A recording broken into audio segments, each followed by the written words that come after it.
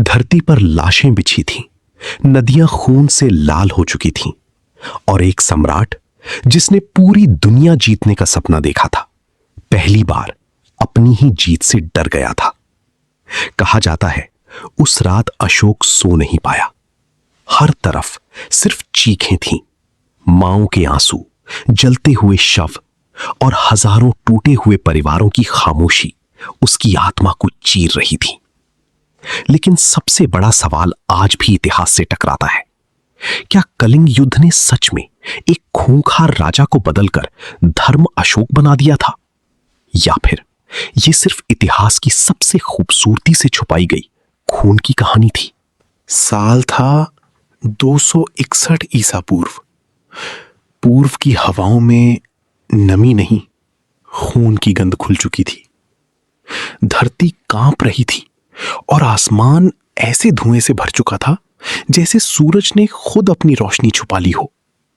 यह था कलिंग, समुद्र के किनारे बसा एक समृद्ध राज्य। घने जंगल, व्यस्त बंदरगाहें और वे लोग जो आजादी के लिए मरना जानते थे, झुकना नहीं। लेकिन क्षितिज के उस पार एक तूफान बढ़ता चला आ रहा था, मौर्य साम्राज्य। और उस साम्राज्य के सिंहासन पर बैठा था एक ऐसा सम्राट जिसकी महत्वाकांक्षाओं की कोई सीमा नहीं थी। सम्राट अशोक, चंद्रगुप्त मौर्य की विरासत, बिंदुसार की शक्ति और निर्दयी विजयों का नशा अब उसकी रगों में दौड़ रहा था। लोग उसे चंड अशोक कहने लगे थे, क्योंकि जहां उसकी सेना पहुंचती वहां खेतों में अनाज नहीं उगता था, लाशें उगती थीं। और फिर 261 ईसा पूर्व की एक अंधेरी सुबह में कलिंग युद्ध शुरू हुआ। धुंध से भरा मैदान, कीचड़ में धसे रथ और दूर तक फैली हुई मौर्य सेना।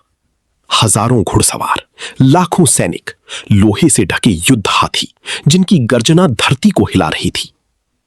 उधर कलिंग के योद्धा थे, संख्या में कम लेकिन आंखों में आग लिए हुए, क्योंकि वे जानते थे अगर आज कलिंग हार गया तो कल पूरा हिंदुस्तान गुलाम हो जाएगा। अगर आज कलिंग हार गया तो कल पूरा हिंदुस्तान गुलाम हो जाएगा। और फिर पहला तीर छोड़ा गया। एक ही पल में युद्ध का मैदान नरक बन गया। तलवारें इंसानी शरीर चीरने लगीं। जलते हुए रथ चीखते घोड़ों के साथ पलटने लगे। हाथी खून और कीचड़ के बीच पागलों की तरह दौड़ रहे थे। हवा में सिर्फ चीखें थीं, धुएं में सिर्फ मौत थी। नदी का पानी लाल हो चुका था। कहा जाता है उस युद्ध में 1 लाख से ज्यादा लोग मारे गए। 1.5 लाख लोग कैद हुए और अनगिनत लोग घावों, भूख और बीमारी से मर गए। लेकिन असली कहानी युद्ध खत्म होने के बाद शुरू हुई। शाम ढल रही थी। लेकिन असली कहानी युद्ध खत्म होने के बाद शुरू हुई।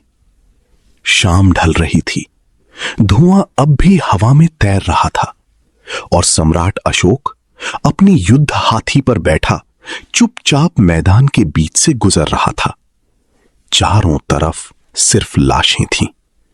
कुछ सैनिक अपने कटे हुए हाथों के पास पड़े थे। कुछ माएं अपने मृत बच्चों को सीने से लगाए बैठी थीं। घायल घोड़े मिट्टी में आखिरी सांसें ले रहे थे।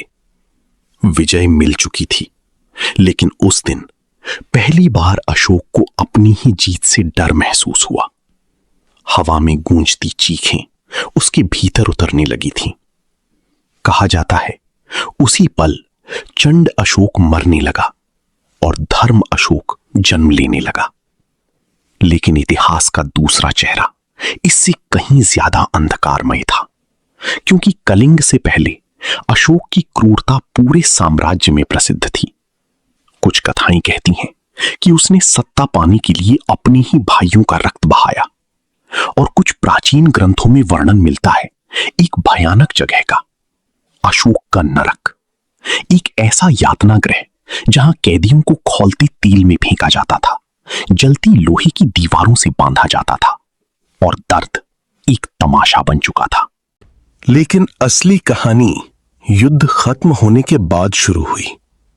शाम ढल रही थी, धुआं अब भी हवा में तैर रहा था और सम्राट अशोक अपने युद्ध हाथी पर बैठा चुपचाप मैदान के बीच से गुजर रहा था। चारों तरफ सिर्फ लाशें थीं। कुछ सैनिक अपने कटे हुए हाथों के पास पड़े थे। कुछ माएं अपने मृत बच्चों को सीने से लगाए बैठी थीं। घायल घोड़े मिट्टी में आखिरी सांसें ले रहे थे। विजय मिल चुकी थी। लेकिन उस दिन पहली बार अशोक को अपनी ही जीत से डर महसूस हुआ। हवा में गूंजती चीखें उसके भीतर उतरने लगी थीं। कहा जाता है उसी पल चंड अशोक मरने लगा और धर्म अशोक जन्म लेने लगा।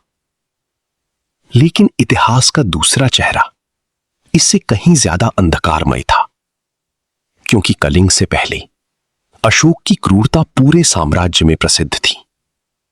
कुछ कथाएं कहती हैं कि उसने सत्ता पाने के लिए अपने ही भाइयों का रक्त बहाया, और कुछ प्राचीन ग्रंथों में वर्णन मिलता है एक भयानक जगह का, अशोक का नरक।